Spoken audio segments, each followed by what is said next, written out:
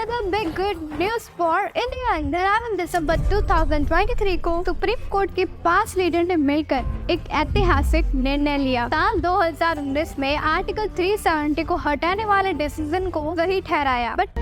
We have held that Article 370 is a temporary provision on a reading of the historical context in which it was included. Constitution of India in its entirety to the state of Jammu and Kashmir is that the constitution of the state is inoperative. Wait for a year. इस फैसले को लेकर किसी को भी कोई उम्मीद नहीं थी, क्योंकि साल 2014 में खुद सुप्रीम कोर्ट ने आर्टिकल 370 को चैलेंज करने वाली क्लिप को एक्सेप्ट करने से भी इनकार कर दिया। लेकिन आज 9 साल बाद सुप्रीम कोर्ट अपनी ही बात से आखिर क्यों मुकर गया?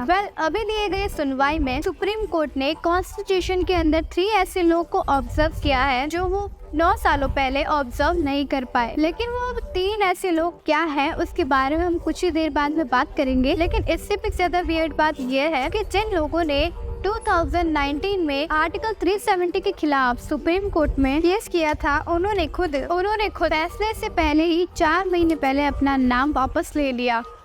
आखिर क्यों? और वही बात वहाँ की जनता की, तो उनकी स्टोरी भी एकदम से बदल गई। आज वहाँ पे गुआद मानी और चादेव कट्टू जैसे कश्मीरी टेररिस्ट घर वाले प्राउड फील कर रहे हैं और हिंदुस्तान का झंडा फहरा रहे हैं और सारे जहाँ से अच्छा हिंदुस्तान हमारा ये गा रहे हैं। सारे जहाँ से अच्छा हिंदुस्तान हमारा, हम बुलबुलें हैं इसकी, ये हिंदुस्तान हमारा। इतना भयंकर और गजब चेंज कैसे? आखिरकार कश्मीर में ऐसा चल क्या रहा है कि वहाँ के लोग रातों रात अपनी रेडिकल सोच को बदल रहे हैं? चलिए इसी को जानने की कोशिश करते हैं।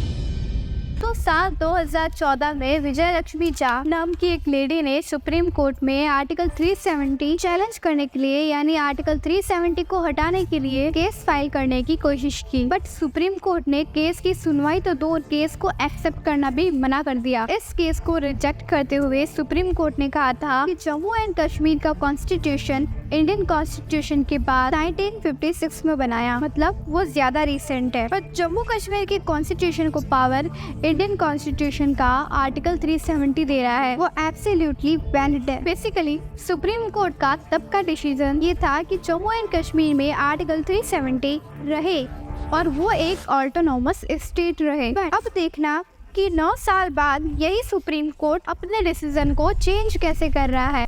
अगस्त 2019 में, जैसा हमें पता है, इंडियन गवर्नमेंट में आर्टिकल 370 को खारिज कर दिया। तब हुआ ये कि उसी साल 23 लोगों ने इस निर्णय के खिलाफ सुप्रीम कोर्ट में केस फाइल करी और सरकार पर ये 3 मुख्य आरोप लगा दिए। आरोप नंबर 1, आर्टिकल 370 को हटाकर जम्मू कश्मीर की आज़ादी पूरी तरीके से खत्म कर दी जाए। आरोप नंबर 2, आर्टिकल 370 को हटाया ही नहीं जा सकता क्योंकि ये अनकॉन्स्टिट्यूशनल है।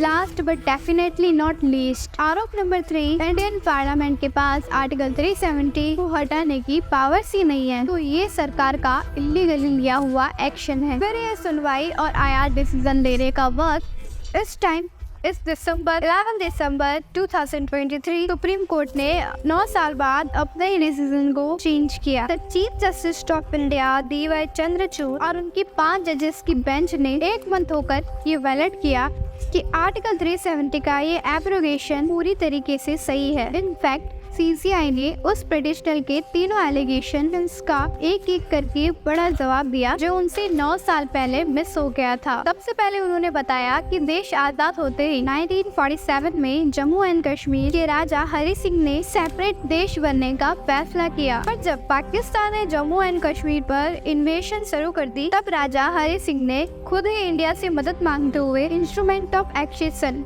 यानी कि इंडिया का एक स्टेट बनने का एग्रीमेंट साइन किया था। और इसे हाईलाइट करते हुए चीफ जस्टिस ऑफ इंडिया उन्होंने क्लियरली कहा कि अब जम्मू एंड कश्मीर भी इंडिया के बाकी स्टेट की तरह इंटरनल पार्ट बन गया।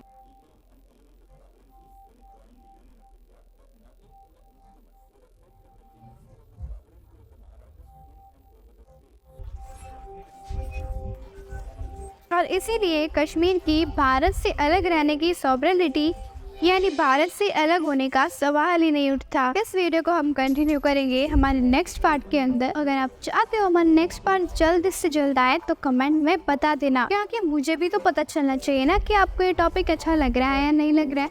अगर आपको इसका सेकंड पार्ट नहीं चाहिए, कुछ और या दूसरा वीडियो चाहिए, तो आप हमें वो भी कमेंट करके आसानी से बता सकते हो। तो जल्दी मिलते हैं नेक्स्ट वीडियो के साथ।